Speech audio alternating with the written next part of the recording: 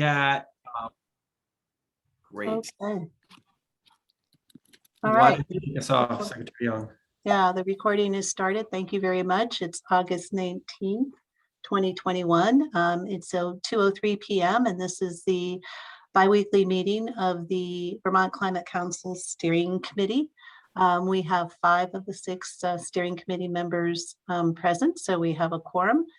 We have a draft agenda, which is basically we're going to approve those minutes of August 9 or at least take them up for approval. We're going to run through with Marion an updated council meeting schedule.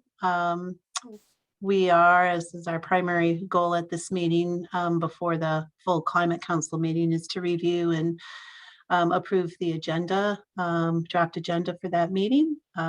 We had 3 counselors in a House Education and Technology Committee yesterday.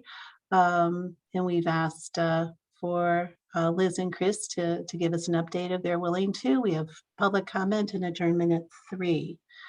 So with that, David, do you want to take it away and see if there are any additions or removals or edits to the agenda before we proceed? Sure. Thanks, Secretary Young. Yeah, so let's just check in on if that agenda is working. We know that there was some challenges around this agenda. There was an item on here that we are pushing to the next, we have asked to push to the next week because Secretary Moore is not here to do that about this writing group. And I know, Lauren, I think you may have some things to say about that. And this is probably as good as time as any to just flag those issues of concerns. And then we can get going on this agenda unless there's other questions or concerns people have on it. But Lauren, do you want to say that now or you want to save that for the end of our meeting today? Well, I had a question on the process of how we determine what is included in an agenda based on the conversation we had last week. I think that we agreed to reevaluate and reconsider through Secretary Young's request to kind of go back as that team that's talking about the climate action plan drafting proposal, incorporate the feedback that we heard at yesterday's meeting and present it back to this group for consideration today. But with Secretary Moore and Jane not able to attend and the implications of A&R staff and work, it made sense to hold it. But because we agreed in a public meeting that we would bring it up today, I thought it made sense to just make sure that we acknowledged that on public record that we were going to kick that down the road for another 2 weeks. Thanks, Lauren. Chris, do you want to mention something about that? Excuse me. Yeah, I haven't been a stickler. I haven't been, that should have been captured in the minutes. Because right now it says proposals for a group of counselors who would help staff to this group would help incorporate a question arose from steering committee members around if this proposal needs to be formalized, but we did say it would come back to the next meeting. So that should be in the minutes. So I respectfully ask the minutes be amended to have that included. Okay, great. That's helpful. And so that we can do 2 things at once here.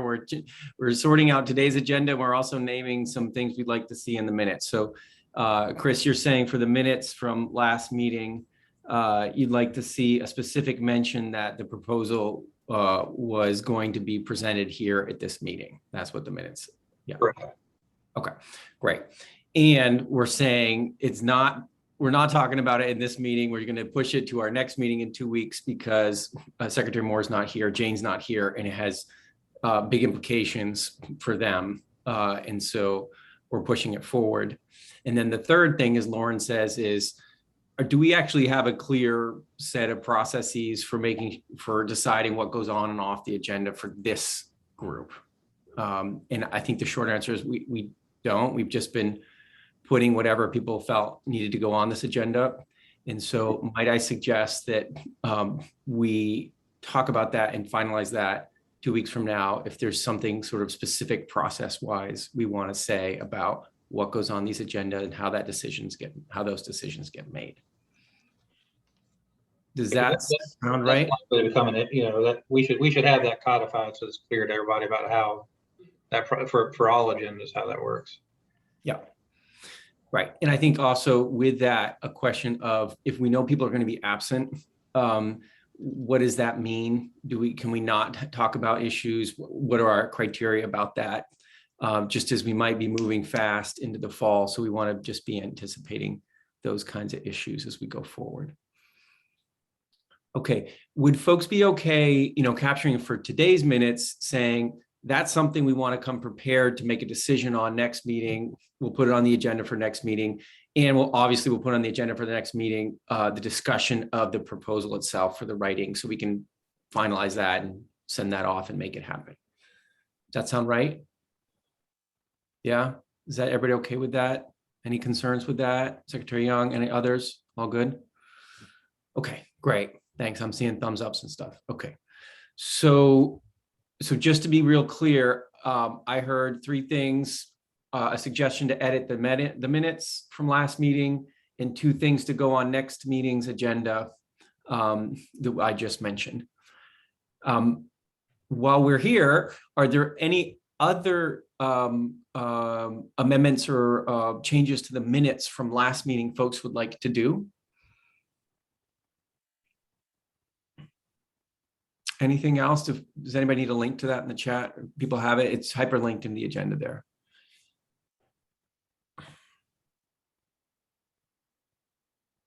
Okay, so I'm not hearing anything besides what Chris has already given us. So let's take that as approved with the changes that Chris is asking for.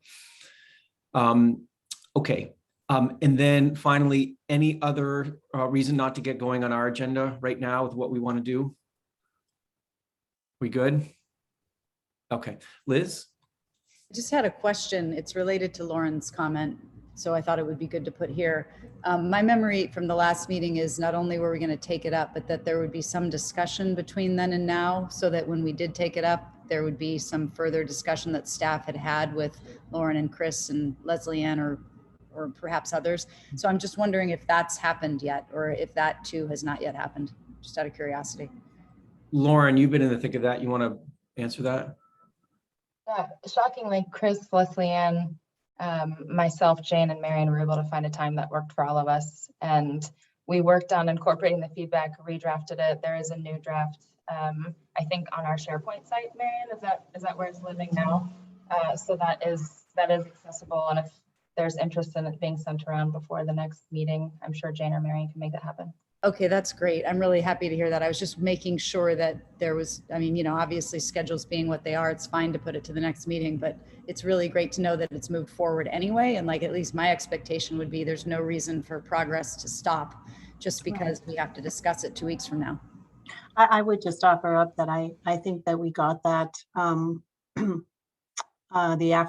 Tuesday afternoon, when this agenda was being built. And I frankly haven't had a chance to look at the update, and I think Secretary Moore perhaps wanted to join in some further discussions to further refine it. And one of the reasons why, and found out Tuesday she could not be here for this. So I think we'll get some more work done before the next meeting.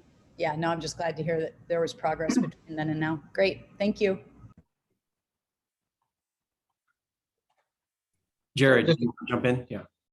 Yeah, just building on that, at the risk of stating the obvious, I guess I would just offer that if it's not anticipated that there are further changes to that revised draft, it'd be great to see it as soon as it's available. But if it's anticipated that there will likely be further changes to it based on further meetings between that group or feedback from Secretary Moore or Secretary Young, I for one would be happy to wait to see that until it feels, at least from that group that's been working on it, that it's ready for review.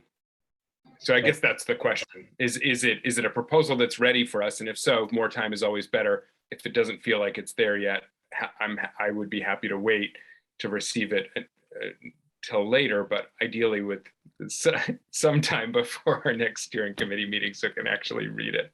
I would just offer, yes, I'm a little confused about, I appreciate Secretary Young's and Secretary Moore's positions, but They're also council members, as I'm a council member, as Jared is a council member, as Laura is a council member.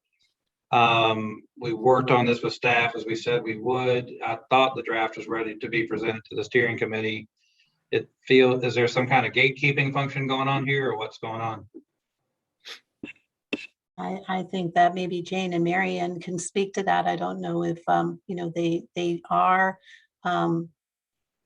staff at ANR, and there are implications for ANR staff around. And I think it's a courtesy to Secretary Moore. She felt she wanted to read it and digest it and perhaps give some feedback. I don't think that's gatekeeping at all. I think it's just a courtesy to a secretary who really is the one who's got to manage this process from the executive branch perspective. I wouldn't call it gatekeeping at all. I would call it a courtesy for her to have time with it and give any feedback to her staff that she feels is appropriate.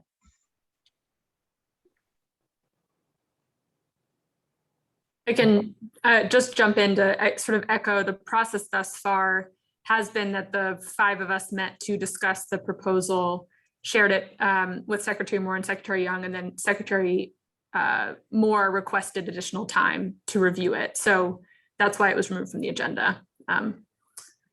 So that's the process. Yeah. Ahead of this meeting, I checked in with folks and it's essentially people really wanting to be part of the conversation. And today the scheduling didn't work. So that's what happened. So I think that's what's going on here. And there's a willingness for everybody to move forward quickly on this. So we don't need to wait for 2 weeks to make progress. And if there's concerns, to address those current concerns bilaterally. And so next week, when we do this all together, we will have made a lot of progress, hopefully. Okay. All right. Shall we move forward on the things that we have on the agenda for today? Is that okay? Yep. All right. So the first thing is Marion was just gonna Marion's going to give a quick update on what's going on with the meeting schedule. It was, I understand 2 weeks ago, you guys sorted that out. Marion, what needs to be said today about this, just to update folks? Sure, I'm going to share my screen, but should be able to go through this very quickly. So just give me a moment here. There's really a couple questions for folks. Can you all see that? There we go. So as was discussed, we now have a new biweekly meeting schedule for both the steering committee and the climate council. The steering committee's biweekly schedule will start on the 7th of September and the climate council's will start on the 14th. The steering committee will meet from, what was it? Well, I'm forgetting the times now. 3 to 4:30, and then the climate council is 1:30 to 4:30, alternating weeks. In addition, we have the special meeting of the climate council on December 1st from 8:30 to 12:30. And I will just say all of these dates and times are up on the website as well as on the Department of Libraries site. So they have been publicly warned and they are on the respective AOA site pages if you need to reference them. The thing we need to discuss today is an adjustment potentially based on the steering committee's thoughts on this to the September 4th agenda for the meeting. And I'll go through that. And if you all recall the milestones document that is in under supporting documents that Jane presented a couple weeks ago, at the intended meeting for September 14th was going to be a presentation of the mitigation pathway analysis, as well as the cross-sector mitigation actions that come from that mitigation pathway analysis. I don't have a lot of detail on this, but my understanding is that the contractor, the work is not going to be ready to present at the September 14th meeting. So the proposal is to move that presentation of the pathway analysis and the presentation of the cross-sector mitigation actions to a special meeting on October 5th. Doing that would mean we would have potentially have 2 consecutive meetings of the Climate Council in a row on the 28th and October 5th. So there are 2 questions. One, does this steering committee support a special meeting on October 5th with a focus on presentation of the mitigation pathway analysis and the cross-sector mitigation preliminary actions? If we do that, does this steering committee want to recommend canceling the September 4th Climate Council meeting or keeping that and potentially shortening it, but still having a couple items on the agenda. And I can speak to, I've already had discussions with some folks about items that we could have on the agenda for that meeting. So I think there's certainly content we could cover if needed. So let's go do those two questions first, and then we can talk about the steering committee schedule between those meetings. Thanks, Marion. So does everybody see what's going on here? Any questions about that? How do people feel about what we need to do to sync ourselves up better with when the technical analysis actually is going to be ready and cross-sector will be ready? Sounds good. Chris gives a thumbs up. Okay. Jared, Lauren, great. Liz nodding heads. Okay. Secretary Young. Okay, so what we're saying here is let's do the cross-sector conversation on October 5th, which means a special meeting.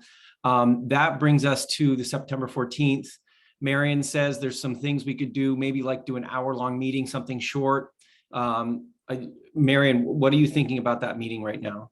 Sure, there are two things, and actually Jared could fill in one of them if needed. One, in discussions with Science and Data yesterday, Jared is going to be presenting as co-chair of Science and Data the social cost of carbon and cost of carbon recommendations from the Science and Data Subcommittee this coming Monday at the council meeting. But there's some additional work that's needed from the subcommittee for the greenhouse gas inventory recommendations. So if we were to have a meeting on the 14th, we could take the greenhouse gas inventory conversation and report on that and have Science and Data report on that at the 14th. The other piece that could be discussed on the 14th is at that point, we'll hopefully have had a contract signed and finished for the equity component and equity analysis of strategies and actions. And so highlighting that and perhaps bringing in the consultant to chat a bit with the Climate Council could be another conversation piece for the 14th meeting. So those are the two main things, and we could fit it in a smaller meeting if that's more palatable for folks. Thanks, Marion. Liz? Yeah, I support a meeting on the 14th, particularly hearing that the GHG inventory won't be ready for this next meeting. I think that's a really important conversation, and I was already a little concerned that 15 minutes with some discussion wouldn't be enough for that, given public comments we've received and counselor interest. So I'm a yes. Thanks, Liz. Helpful. Secretary Young? Yes, I think we also just decided or agreed that the drafting of the CAP, the Climate Action Plan proposal will be taken up at this meeting. Didn't we just talk about having the steering committee talk about it on the 7th and bringing it to the full, maybe I misunderstood, but I thought we were going to bring it to the full council for discussion and action on the 14th. Yeah, yes. And I think you as a steering committee can get that ball actually activated and rolling prior to that meeting. I don't think you need to wait to the 14th to actually take action on these things. But yes, yeah. Jared? Thanks, David. Everything that's being talked about the timeline and changes sounds good to me. The only thing I would note, and this builds on what Liz just said, is that, you know, if we are going to have both a meeting with the equity consultants and a presentation and discussion regarding the greenhouse gas inventory and supplemental accounting recommendations, I'm not sure that an hour will be enough. I think that we may want to not rush that and make sure that we have space for kind of careful presentation and questions and discussion, both from the council and the public. So with those two things, I think that's likely, you know, harder to do any shorter than an hour and a half, maybe 2 hours would be good to be on the safe side. Yeah, helpful. Thanks, Jared. Chris? David, can you say a little bit more? I think you said, talk about decision-making ahead of meetings. What can you say? Look, I may have misunderstood what you said. Can you say, elaborate a little bit further or clarify? Oh, sure. What I was saying specifically in reference to this idea of setting up the writing group, right? That what we started this meeting talking about, that is this, you as a steering committee next meeting formalize and say, yes, this is how we're doing it. This is how we do it. I would say you could take steps to make progress on that and implement prior to the council having some formalized sign off. That's what I was trying to say. You don't need to wait till September 14th to activate any of that. If I can just jump in quickly on Jared's point, I appreciate the acknowledgement that we may need more time. And I will just say that, the deadline for proposals is tomorrow. So Jane and I still don't have a great idea of the contractor and sort of when they'll be on board. So thinking that the 14th would be a good time for that, but I will say we're still a little unsure about what the content would be for the meeting on the 14th. So I agree. I think maybe building more time just to be safe, but want to sort of hedge what will actually be on the agenda just because we haven't obviously had those conversations yet. Okay, great. So in summary, yes to the October 5th, yes to keeping September 14th, doing the greenhouse gas inventory, probably doing an equity conversation with a consultant if they're available and ready to do that, and having enough time to make that work, but probably not doing a full extensive time because we're adding a meeting on October 5th, so being respectful of people's time. Is that a fair summary? Very Young? I just want clarity because I really don't want any more lack of clarity on the proposal for a working group of some sort of counselors to draft the plan. Is going to be further discussed, at least with Secretary Moore, before the next steering committee. It's my understanding, with a presentation of a proposal to the steering committee on the 7th. With a recommendation or some recommended action from the steering committee to the full council for discussion and decision on the 14th. Or are you saying, David, we're just going to move forward with this and the rest of the council members who may have views on this? I'm not saying there will be a difference of opinion, but will they have a voice in how the climate action plan is drafted and by whom on the 14th? My sense of this and my recommendation on it would be that you as a steering committee finalize and take steps to implement whatever this group looks like in your next steering committee meeting. And you bring that to the council on the 14th and said, this is what we've put into place. We welcome your input on it and improvements to it. And this is how, and we can, in that September 14th meeting, sort of essentially ratify what you all have done. And if we need to adapt it in real time, we will. But what I don't want is to slow down the implementation of it, because I think you can get going on that implementation ahead of that meeting where the full council says, yep, that's great. Or yep, and let's do it a little differently. This is what we'd like. Or they tell you, no, stop, don't do it. That you could, I have no idea. right. I have no idea what the conversation will be. I just want to make sure there's room for that conversation for the entire council. Yep, absolutely. Yeah. I agree. I don't, how much drafting we think is going to happen before the 14th? Mm-hmm. Not much, right?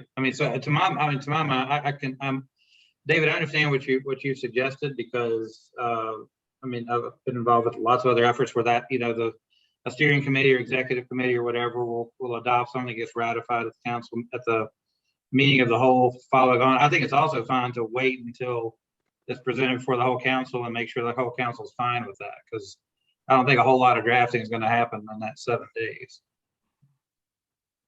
That's probably true too. I think there's probably some organization and like getting organized and making sure the pieces are in place and that kind of stuff is probably what will happen more than say actual pen to paper. Because I'd love to have the whole council engage on this, because I think it's a pretty important, point. I think it's not, again, to my mind, the idea here is, it's not that the goal here is not to complicate the writing. The goal here is to help provide, means by which counselors who want to have the capacity to do so. Importantly, to my mind, actually have the time to do the reading.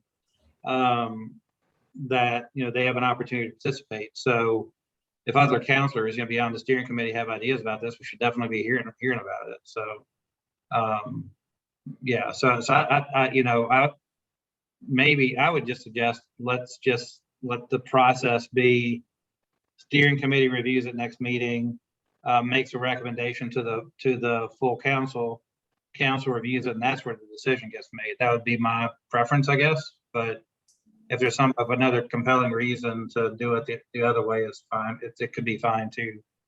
That'd just be my preference. I think because we're talking about 7 days, right? I think absolutely could be done that way as well. I just don't want people to feel like things are getting pushed way back. Yeah. And conversely, I don't want the full council to feel like they have, not been in a conversation and not been able to react or to raise their hand and say, I have capacity, I'd like to join. I don't want to feel like we're imposing this on counselors who are going to be seeing it for the first time on the 14th. For those of us who suggested in the first place, I think that was our intent from the outset. So sounds like we're all in agreement. That's awesome. That's good. Okay. Perfect. All right. If that's making sense to you all, let's do it that way. I want to just confirm with Marion, the next steering committee meeting is September 7th. There's no steering committee meeting between now and then. That's correct. Okay. So David, if we're good with the moving to October 5th, keeping the September 4th meeting, the last question 14th, yeah. is whether the steering committee wants to meet between the September 28th and October 5th meetings, or to just address those both of those agendas at the September 21st steering committee meeting. They're a week apart. Yeah. Sorry, can you just reiterate that? Sorry. Sure. So why am I having a hard time with that? that's right. So meeting on a biweekly schedule. Yeah. We are proposing and approving to have an additional climate council meeting on October 5th, which is a Tuesday, which is normally when we would have our steering committee meeting. So we now have a back-to-back climate council meetings on the 28th of September and the 5th of October. The question is, does the steering committee want to meet between those meetings, or are we good to cover both of those agendas at our meeting on the 21st? Got it. Okay. Sorry, I was a little slow there. Secretary, is that a new hand? Oh, no. Okay.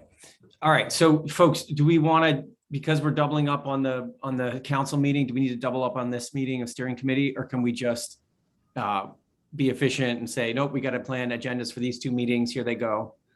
How do people feel?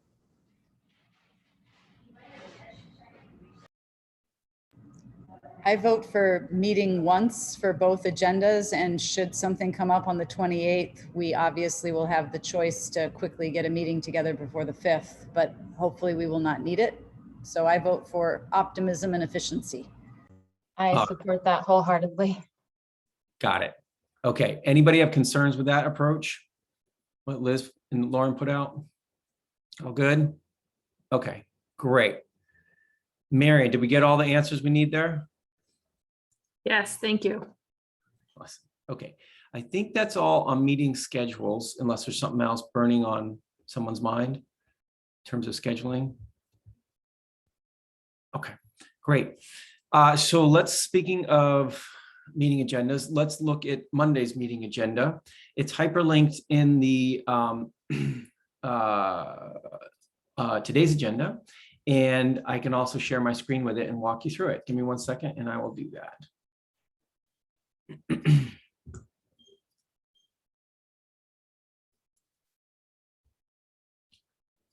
Okay. So you probably can see my screen now. So we've got a couple things going on here with this agenda. The first substantive piece, where we'd spend about 50 minutes, a little under an hour, is with Just Transitions, showing the revisions they've made to the guiding principles document and that rubric and having the council give a more specific thumbs up. Yes, these are our guiding principles. We understand how we're going to be using those. Let's go forth as a council and do what we said we're going to do. Again, we're going to have the consultant on board in the coming weeks as well to help to do that. So that's what that first section is.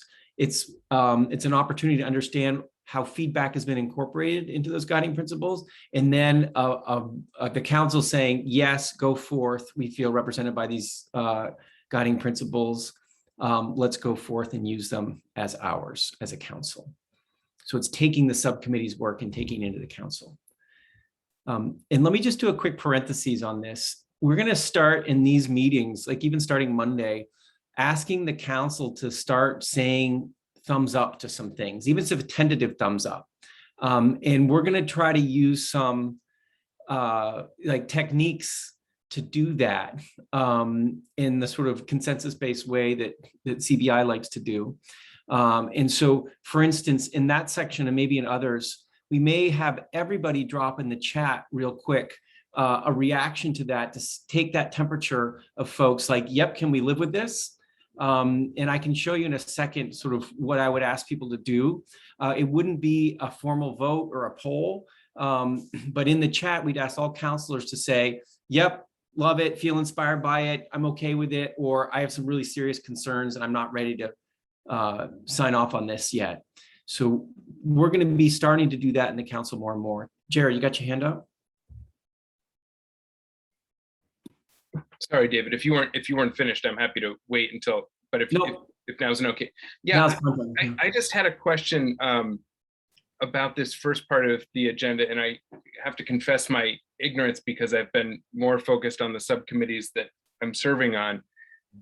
But my recollection is that we have already had a presentation of the guiding principles and scoring rubric and already adopted the guiding principles and said that the scoring rubric could be a helpful reference point, but that folks were not necessarily comfortable using it in a binding quantitative way, given the nuance and complexity of these issues.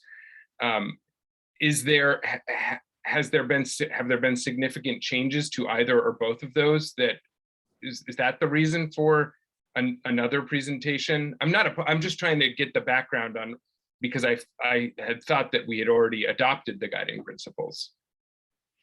Yeah, if you look at the notes and sort of my memory of this, we reviewed them, we gave feedback on them, we were generally positive feedback, but we didn't really ask the council to say, therefore, council, are you taking these on as yours? Sort of adopt them. That was my recollection of what had happened. And so this is an opportunity to say, for the Just Transitions folks to say, we heard your feedback, we adapted it in this way. Are we ready to take them on as a council now in this revised form? Okay. I'm not sure, I can't answer the question how significant those changes are because I haven't been on top of it, honestly, but there are changes based on the feedback from the council. Yeah, I might just suggest then that this is a very small minor change, but just that first bullet point presentation of revised guiding principles, so folks don't have that same confusion that I did. Oh, that's nice. Yeah. Okay. Thanks, Liz. Yeah, you got it right. I did look over the new document, and there are substantive and positive differences that they used based on comments. So I think it's worth going over those. I agree with the modification on the agenda topic. Okay, great. So we can change that. Chris? Yeah, just not to, Liz is correct, I think, in her characterization. They are substantive, but also positive, but not earth-shaking changes or anything like that. So they'll be very familiar to everybody. It's more clarified, substantive in the way that they've clarified language. So, yeah. Right. Thanks, Chris. And as I was mentioned, go ahead, Lauren. Just to piggyback off of one of Jared's requests earlier in this meeting, was that if those, even if they are just minorly revised, Chris, if they're ready now, if they can just be sent out to the group sooner rather than later, so that we're not necessarily reviewing right before the meeting or in real time, that'd be really helpful. Oh, yeah. Marianne, they're ready, aren't they? I think they're online. I can go find the links. They're under supporting documents, which I know is hectic to look at for folks, so I can find them and put them in the chat. Because the subcommittee voted on them last meeting, so, yeah. Yep. I think beyond putting them in the chat, it might be helpful to intentionally send them out too, so that people know that's kind of like, if not a formal homework, that people know that it's there and don't have to navigate that. That's David and I are meeting with the co-chairs this evening, so we could ask one of them to send it out. Okay, great. Secretary Young? I'm all for the earlier the better, getting out documents because, you know, getting them in real time or getting them with just hours or 24 hours to review, you know, it's just more of a burden, I think, on counselors than having them ahead of time and feeling like they've had time to really digest them. So whatever we can do to get things out ahead of time is great. I wonder, on that, in that spirit, I wonder, Marion, if we actually, you could send out a revised version of the agenda with whatever changes we're going to do right now, you know, revisions, and hyperlink the document in there and just say, hey, it's hyperlinked in there, you know, that simple, but give people a sense of we're going to be talking about this and here's the doc. Yep, I can do that. And that's pretty normal practice for us, I think, to hyperlink the documents there. So happy to do that. That's great. Okay. I'm just going to show you in the chat what I would do, what I would plan to do on Monday with something like this. It's a little gimmicky with the word. If that is very irritating, we can take it away, but I like using this inspirometer thing, where it's a way of taking the temperature, and it sets us up to do that sort of consensus based, can everybody live with it? So I would plan to do this on something like this revised just transitions principles and other pieces that we need to get the council to give a sign off to. All right, so if folks have feedback on that, I welcome it, but that's the kind of thing. And because this is a Zoom meeting, we wouldn't want to do in a Zoom poll because there's no differentiation between attendees and you know, members of the public. But we could ask counselors to drop an answer in the chat, and that way we can really see. And if somebody drops an answer like, I've got big concerns, can't live with it, it's an indication we need to talk a little bit more about it. We have that ability to, if somebody just really has a hard time and everybody else is feeling really good about it, we can add that concern into the document as well at the end, and that's a way for us to move forward. So if somebody just has this really burning concern, that can get incorporated as a footnote into the document saying one counselor felt this way. Okay, so moving on, the next piece, yes, Jared can do that for sure. And Jane would give us, we'd have this 15-minute block about what's going on around public engagement. There's a lot of moving pieces around public engagement that are going to be happening at the end of this month, right now, actually, with the cross-sector stuff and the comprehensive energy plan, and then into September. So there'll be an update on that, and just so counselors have a vision of all the activity that's going to be happening. So that's a section. And then the next section is Jared doing these two pieces of the greenhouse gas inventory and then the social cost of carbon. Jared, did I understand Marion correctly? Are we not doing the greenhouse gas inventory on Monday? What's happening there? Sorry. There were basically two sets of recommendations, one of which we arrived at consensus at, and the other of which were close, but not quite there. So the first, which I think I am ready to present and can present as a consensus set of recommendations, is with regard to the existing greenhouse gas emissions inventory.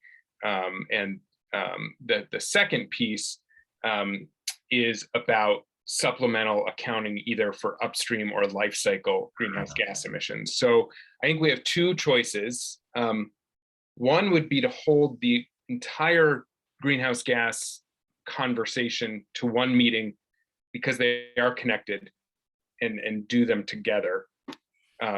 The other would be to present just the first half of the recommendations that we do have consensus on with regard to the inventory, but save the second set of recommendations with regard to a process for adding upstream and or life cycle greenhouse gas emissions accounting. We didn't identify a clear next step about that at the Science and Data Subcommittee meeting the other day. I think my initial impulse would be to, because they are connected, just wait and do them together and really just have a presentation and discussion on the social cost of carbon and the cost of carbon reduction model. I like that. I just want to make sure, Chris, that's an old hand, right, Chris? Okay, yeah. Liz, go ahead, please. Yeah, strongly agree with you, Jared, because I've been looking at the documents. It looks to me, and maybe you could clarify if I'm wrong, that it's all in the same report. And that was how it was originally drafted, yeah. Yeah, okay. Yes, I couldn't agree more that I think they should be combined and discussed together. And, you know, for what it's worth, I think the social cost of carbon and cost of carbon information will generate some robust discussion. So I think that's okay to have that separately highlighted. I also think that if you were looking for 5 more minutes, just having either you or somebody else familiar tick through the remaining pieces of data and analysis that are being done would be really helpful, because there's been so much development in the last month that we may not all be up to speed on. Okay. That makes me realize that both in case there are some technical questions on the social cost of carbon and cost of carbon reduction report, and in terms of providing that look ahead on the remaining consultant tasks. Marion, do you know if David has been asked to join the council meeting on Monday in his availability, or should I or we reach out to him about that? I am not aware of him being asked to join, I think because there was not an expectation of him to present. Mm-hmm. But I could certainly send him an email and CC you on that to find out. Okay. Yeah, and I guess actually that may end up being more about if there are some of the technical questions on EFG's report that he may be better positioned to answer. I don't know where council interest will lie. So, but in terms of the remaining tasks, that may be better suited for Jane or you as managers of the whole kind of set of contracts and tasks.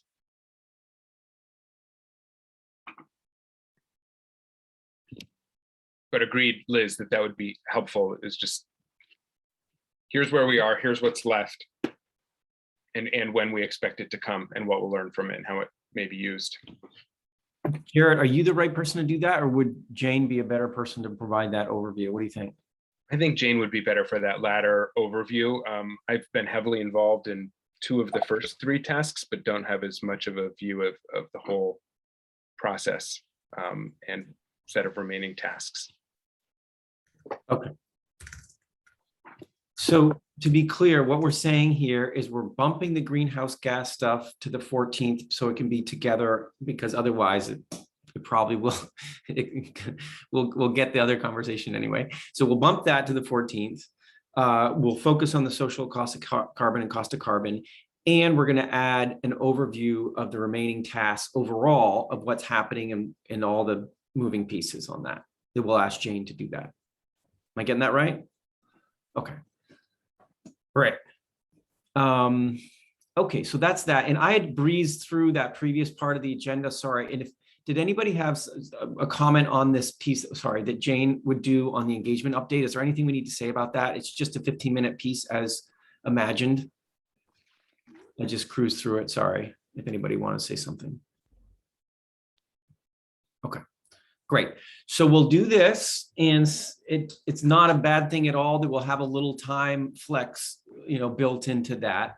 After a break, we get ag and ecosystems and rural resilience and adaptation to do presentations, and we're asking for short presentations from them, speaking to this sort of vision statement and goals that they've been working on in the last 2 weeks. And with an idea that the council can do one of maybe 3 things. One is say, I love it, you nailed it, great, or love it, these are some changes we'd like to see as counselors, and we can tease those out, and I can even try to figure out if there's sort of general agreement around those changes, or some more significant concerns are raised that we can't really resolve in the meeting. And Ag and Ecosystems and Rural Resilience, or one of the both, is asked to go back and address those significant concerns that the counselors bring up. So that's what I imagine happening in that block. Lauren? Yeah, speaking as a member of the Ag and Ecosystem Subcommittee, and Marion can certainly weigh in here too, I would be very surprised if we'll be ready to present on Monday with any formal vision and or measurable goals. We had a special meeting about it yesterday, are trying to work through some different issues or differing opinions, and we'll discuss it again in our regularly scheduled meeting on Friday. But just to say, it can be left in, but there's certainly, I would be surprised if we're ready to really formally present, and certainly wouldn't need the full 30 minutes unless there's a lot of interest by council members to provide feedback on whatever we can present. So maybe there's more time for Jared and science and data and or rural resilience and adaptation, but Marion, you're in both of those rooms, so feel free to weigh in if you'd like. Yeah, thanks, Lauren.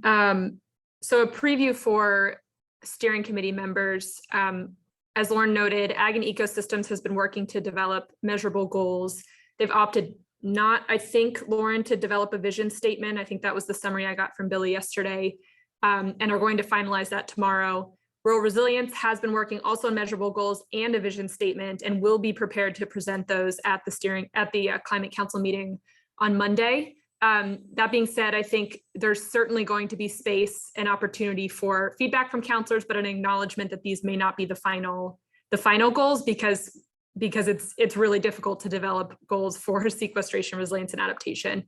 I will say that if Ag and Eco does not need all the time, I think Rural Resilience might. They have a broader set of goals than Ag and Eco does, so I would recommend keeping the times as they are, and we can just give Rural Resilience additional time if needed.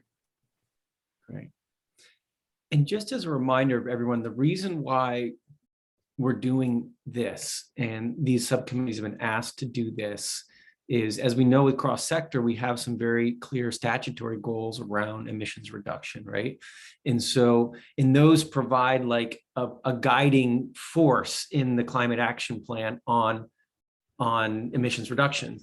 With adaptation, sequestration, resilience, and sequestration, we don't necessarily have that guiding force, right? That sort of pushing vision or goal. And that's what this is intended to be. So it provides that push inside the climate action plan that has the pathways and strategies and actions make sense. But Lauren, I don't know if you felt it the same way, because you've been in the thick trying to do it, but is that how you interpret what we're doing here? Yeah, definitely a bit. And then Chris and Liz and Secretary Moore were in the House Energy and Technology Committee yesterday of the legislature. And towards the end of that meeting, there was a conversation around this very issue. And even, I think, a verbatim mea culpa from the chair of that committee on how challenging it was to attribute metrics to resilience and adaptation, and yet them being co-equal pillars of the climate approach here. And Chris and Secretary Moore especially spoke quite eloquently to that, and the need and the interest by this full group, as well as some of the subcommittees, on making sure we determine whatever metrics we can, but also understand that there's a real qualitative value to adaptation and resilience as well. But Chris, you were actually there, so if you want to weigh in, you can. And actually, hang on just one second before you do, Chris, because I think we do want to make a space for what went on in that conversation. We're running behind on our agenda. I just want to say, are we okay with the agenda for Monday? Is there anything else we need to do on Monday for this agenda? Any last changes?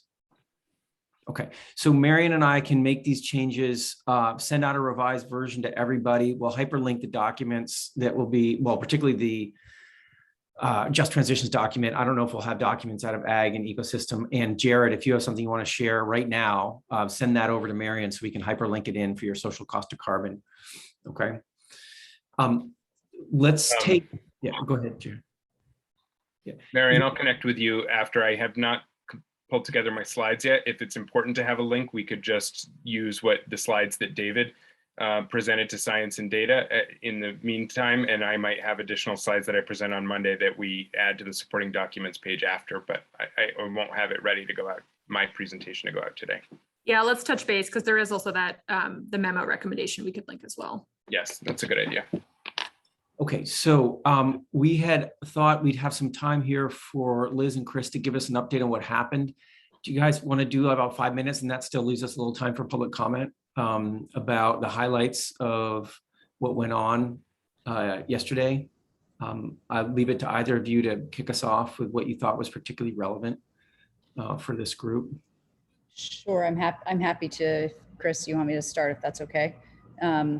Yeah, it was a great engaged hearing over 2 hours. The points that came across to me were an understanding of the timing difficulty that we're under generally, especially given the deep interest in making this process more engaged and focused more on equity than probably any other previous process in Vermont has done, and the difficulty of doing that successfully even under sort of normal circumstances, much less pandemic and short time frame. So there just was a real understanding of that.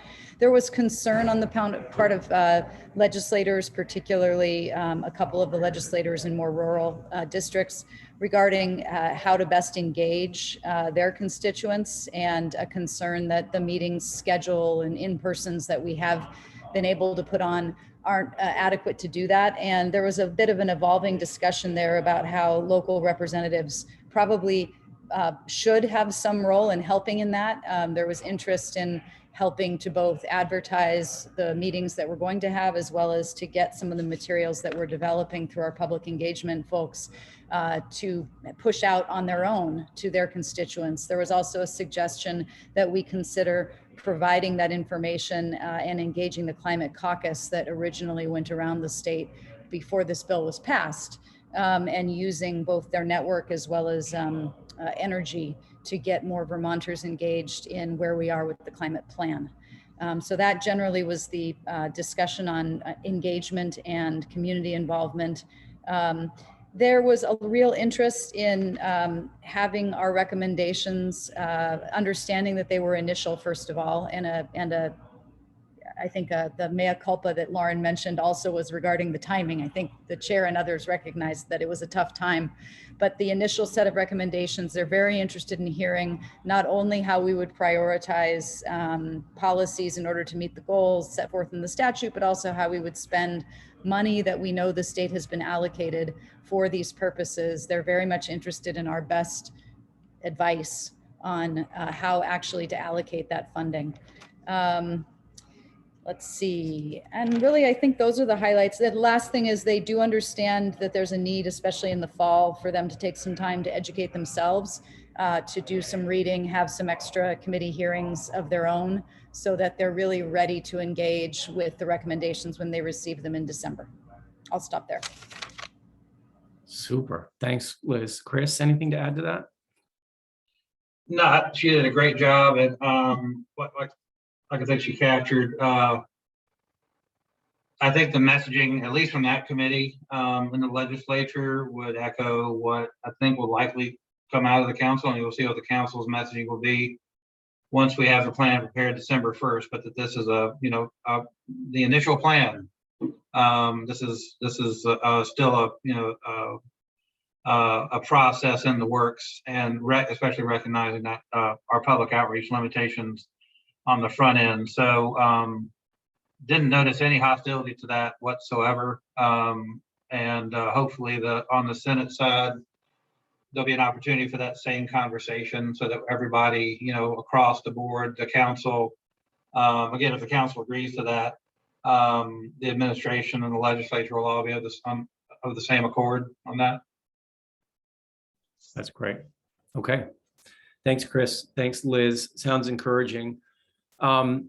We don't really have time for discussion on that. I'm wondering if anybody has concerns if we just switch gears into public comment for a moment.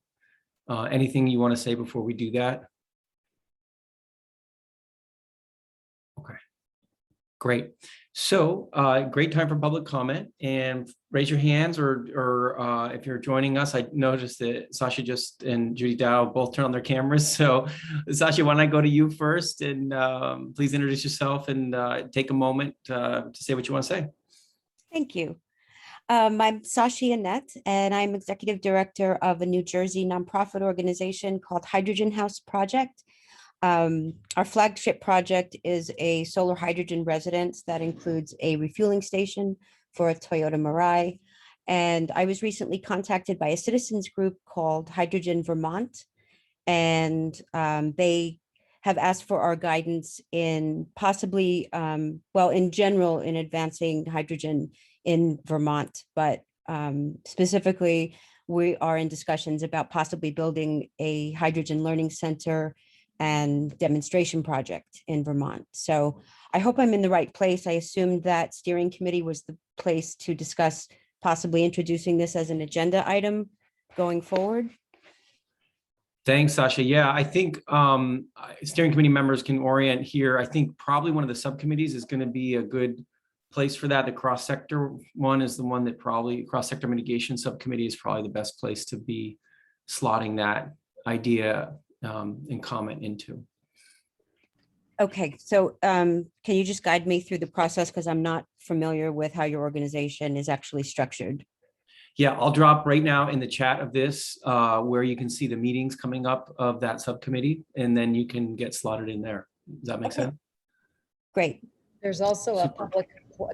public comment portal. So if you wanted to put in a public comment with a link to your organization and any other information, we would all get that, which would also be super helpful.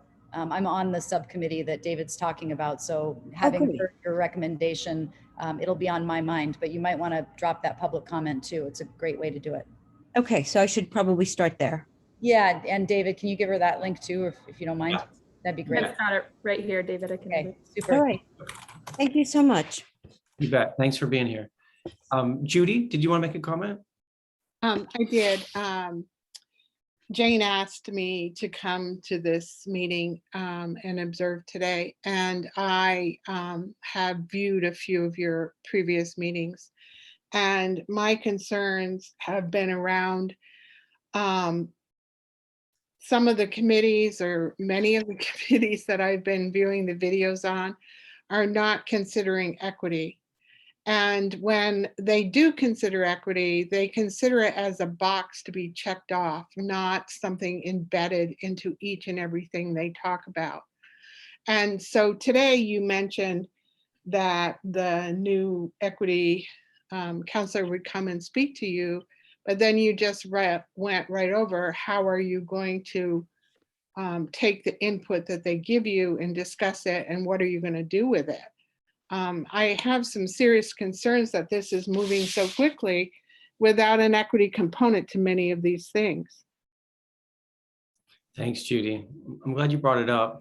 I'm not sure we have this could be a space to discuss that right now, but certainly the pieces, and I hope Jane has explained this as well, is one of the reasons why we're bringing in a consultant to help, is so that each of those subcommittees and the council overall can have that deep equity conversation, understand how that will change and alter, refine, and improve the way pathway strategies and actions are being developed. And that's the goal, is to have some expert help take the guiding principles document and scoring rubric and really make it real for the subcommittees in the coming weeks.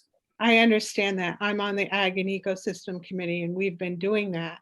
But I've been reviewing movies from other committees and been questioning the fact that they're not doing it. And so when you get to the point where this person comes on staff and says to you, here's what I see with equity, as you move forward, how are you going to backtrack and fix that? I wonder if any of the steering committee members want to say something about this right now. I'm happy to say from a facilitation standpoint what we're expecting, but I want to just. Well, it just feels like you're expecting everything's going to be fine, so let's move forward. I open up. If folks want to chime in. Judy, I just first want to thank you for raising these questions, these concerns, both here and at the cross-sector mitigation subcommittee. I think for one, it would be really helpful to hear, and I know we have limited time here. I'd be happy to follow up with a one-on-one conversation. Curious to hear more about the specific concerns, because I know oftentimes we talk about equity broadly, but of course there's procedural equity, there's distributive, there's other forms of equity, and I feel like there's a procedural equity conversation happening about public engagement and how we do that. I feel like on the distributive equity conversation, the conversations, at least speaking from the cross-sector mitigation subcommittee perspective, have been at such a high level in terms of broad pathways, in terms of just like technical opportunities for emissions reduction, that the actual kind of content of whether a policy or program would be equitable from a distributive perspective, my sense is that a lot of the questions about whether and how to ensure that it is happens primarily on the design of the strategies and actions side, and the kind of devil is in the details about how a program or policy is designed to make sure that it does advance equity, versus the identification of, say, for instance, the transportation sector as our #1 emitting sector, and the broad pathways to reduce the fossil fuel use there, which I feel like is often more of a technical question rather than the kind of social distributional questions that more frequently, I think, come up later in the conversation around policy and program design. Anyway, that's just my personal perspective, but I'm fully cognizant that I'm likely missing something, and would be happy to talk with you and learn more, especially on the specific concerns about where you think we're most falling short.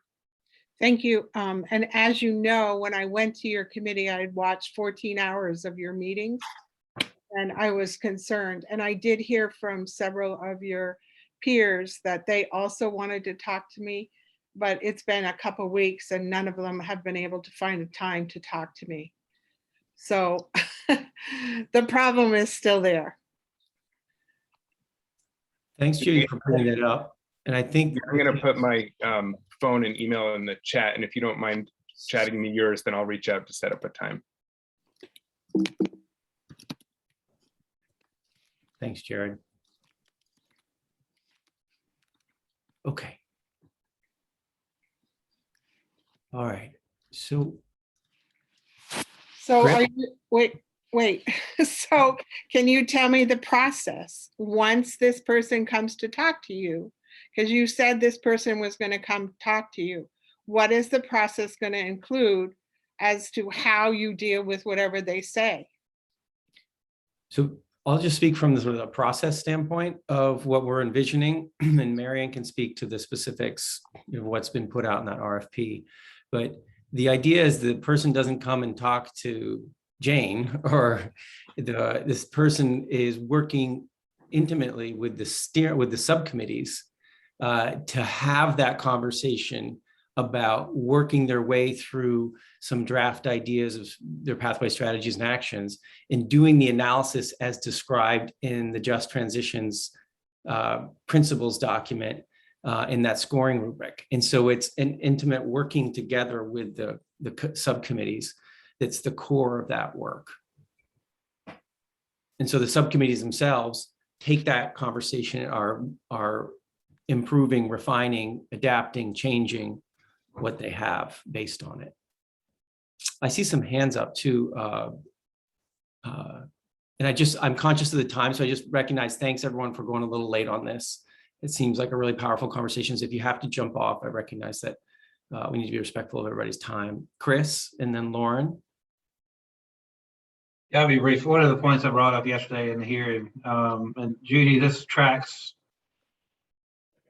I think it's a parallel track with something you just brought up on equity issues. I think I do worry, frankly, that on climate resilience and adaptation, that we may have an emerging equity issue around that whole topic. I mean, I know that greenhouse gas reductions, that's as Liz mentioned, there was the mea culpa from the chair about maybe not elevating adaptation and resilience as much as greenhouse gas emission reductions. But I'll just note that down here in the southern part of the state, we're still dealing with the aftermath of the second worst disaster we've had since Irene.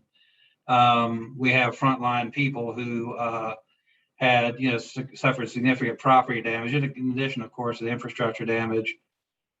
I want to make sure, I just want to be on record that, I mean, I know as a counselor, I want to make sure that we are giving resilience and adaptation its full due.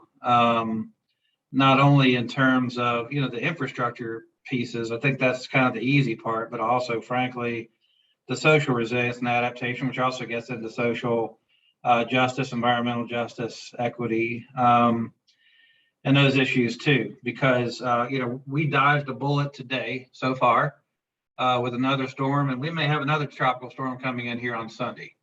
So that's just flooding. But I'm just concerned I know we still have a ways to go, but I'm just really concerned that resilience and adaptation are kind of getting short shrift. So, Judy, I don't mean to take away or from anything that you've said at all. I guess I'm trying to help boost it with some very real world, current events that are happening related to climate change and issues that we're facing. So I just wanted to add that. Thanks, Chris. Marion, and then we'll need to round this up. Thanks, David. And I can just follow up quickly on the explanation you gave, because Judy did ask for us to outline the process, and I appreciate that. So we're not just sort of speaking in the broad equity concepts, but actually talking about the process that we'll be using. So my understanding of the RFP and the work that the consultant will do once they come on board is actually take the equity guiding principles rubric and work with each of the subcommittees to walk through a number of their strategies and actions through that rubric. The intent of that is, one, so it's not just happening at a climate council level and many of the subcommittee members aren't available or able to do that, but so it's actually taking the folks who have been intimately involved in developing those actions, which are really, the implementation steps that we need, where equity is really going to come into play, working with the facilitator, as Lauren actually identified in her comment, to walk through the equity screen, to have a facilitated conversation about that. And the intent is that they'll do that with each of the subcommittees. Now, we acknowledge that we're not going to have enough time to do that for all of the actions, because as I was just going through agriculture and ecosystem actions earlier today, there are well over 100. But the idea is that consultant will help to have that conversation with the subcommittee, raise those important issues, and actually train them to work through that process on those actions themselves, so they feel empowered to be able to do that with the actions that they have. I think what we were talking about earlier in sort of introducing the consultant at the Climate Council meeting on the 14th is to just bring them on board, but that's not going to be the only place where we really engage with them. They're going to be coming to each of the subcommittees and working with them intimately on that equity screen with their actions. And I'm happy to share the RFP with you as well, if you'd be interested to see the detailed layout of what we're looking for with them. Thank you. I'm just concerned about not walking the talk. Yeah. And thanks for expressing that concern. I think it's coming across loud and clear. And so that's important for all of us to internalize. I think we're going to have to leave it there for today, given we're over time. I want to thank everybody for hanging in there. I want to thank folks, Judy and Sasha for participating today. I want to make sure there isn't anybody else in the public who is intending to make a comment, because we didn't formally finish that public comment period. So let me just say quickly, anybody else observing our meeting today that was eager to say something? Okay, great. So in terms of next steps, is there anything we need to clarify right now that we haven't already said throughout this meeting? Is there anything, Secretary Young, you wanted to say around next steps? Sorry, finding the unmute. No, I think we've covered it all. I think we have a good agenda for Monday and and for the next steering committee meeting. And Judy, it's nice to see you again, and I really appreciate your sharing your concerns. It's something that is not intuitive necessarily for folks who've been in government as long as I have, and to really work these concepts into your day-to-day thinking about budgets, proposals, programs. And we've been blessed with a really great diversity officer here in Susanna Davis. And, to the extent that we can have her help us as well, we will, because it's a process. And I appreciate you bringing it up as a concern. Thank you. And it's scientists too. I spent hours looking up acronyms, just listening Yes. to the to the other videos. That it's just not their bailiwick for sure. Yeah. Thank you. That's a great comment. And we are an acronym-free zone here because I can't follow them all either, but appreciate that. I think that's a really good point, just a basic point that we can all take with us today. Thank you. Thank you. We'll see you all, I guess it's when? Monday, the 23rd. I can't believe it. We're almost at the end of August, but see you then. Stay All right. dry. See you See you playing, shortly. Chris. Bye-bye. Thanks, everybody.